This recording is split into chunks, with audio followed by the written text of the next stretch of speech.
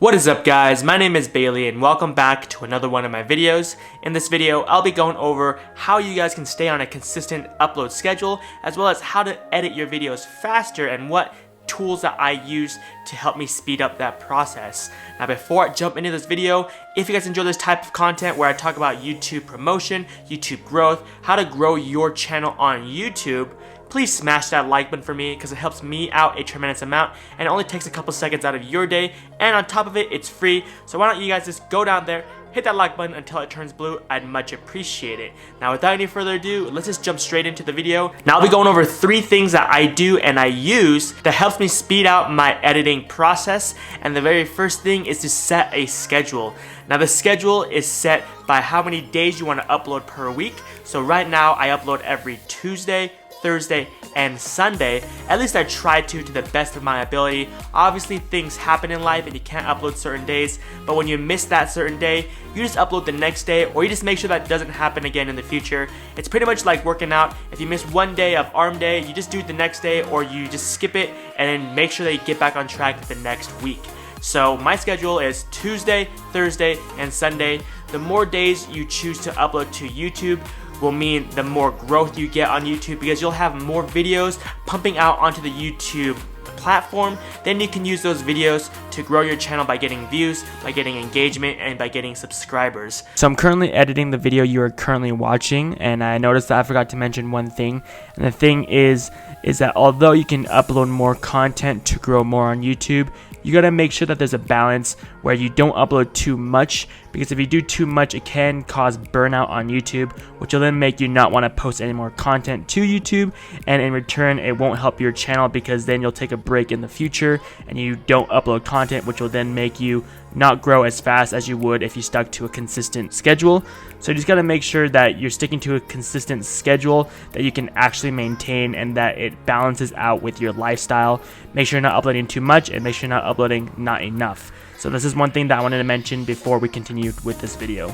By sticking to an upload schedule, it's going to make sure that you record your video before the upload date, as well as edit the video before the upload date, because when you record and edit, it takes time. So you'll be recording and editing maybe a day or 2 before the upload date. Then you can upload it ahead of time and schedule it out for those specific days that you need to upload to YouTube. So the very first thing is to set a schedule for uploads so that your viewers don't miss any content in the future and they know what to expect from your channel. Now the second and third thing are going to be tools that I use. So the second thing is going to be a mouse. Now you can use any mouse. I recently just picked up the MX Master 3 for a Mac. This is what it is right here. There's a sticker for curbside pickup because of coronavirus and I didn't want to go into the store, but I recently picked this up maybe about 3 or 4 weeks ago, and this is for the Mac version, but it also works for PC.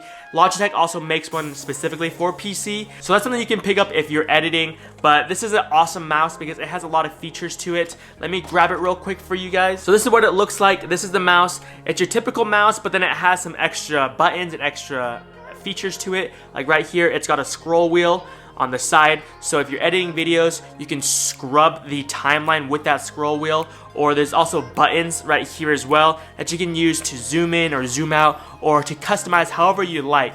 Logitech actually made a software for this mouse specifically, and it's really intuitive, and this software is actually really good. It's not some willy-nilly crappy software that some other mice companies use, but this software is like, it's probably the best mouse software there is. You can customize pretty much anything on this mouse, and also you can choose between 3 different profiles. So there's 3 different devices that you can connect to. All you gotta do is just press the button and then it changes your device. So if you're moving from one computer to your laptop and they both have Bluetooth on it, you can just press that button and then it transfers from one computer to the next computer without having to unplug and replug, because it is wireless and it uses Bluetooth.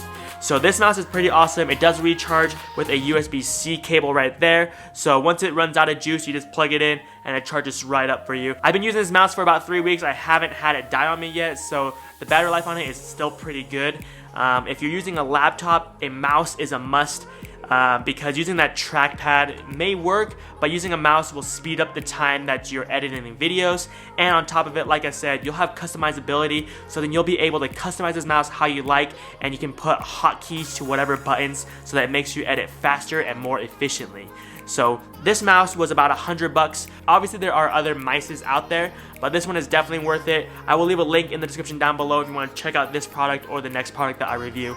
But this is something that I say is a must, especially if you're on a laptop. Now the third and final thing that I recommend you guys to have is an SSD. If you're using a desktop, I would recommend you to maybe install a SSD that's into the computer, or if you have a laptop, if you can't install stuff onto the laptop, you can pick up this bad boy right here. This is an external SSD. This also works on your desktop as well. If you guys don't know what SSD is, SSD means solid state drive, and it's a hard drive for your computer. Now you might ask why you want an SSD, and you want an SSD because the read and write times are exponentially faster than a normal hard drive. So for example, if you're rendering a video, let's say the video is 10 minutes long and it's in 1080p, and you're rendering it to your hard drive, it might take you 20 to 30, maybe even more, depending on your CPU, on how long it takes to upload that to your hard drive.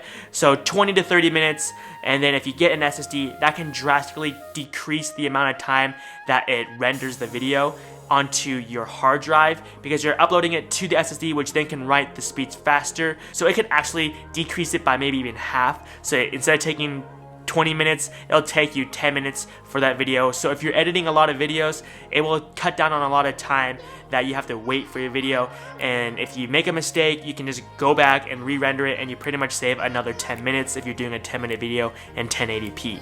Now I've done a full review on this thing right here. I will leave a link in the description down below for this product review that I've done in the past. But this is a must. You don't have to get this brand. This is a SanDisk brand.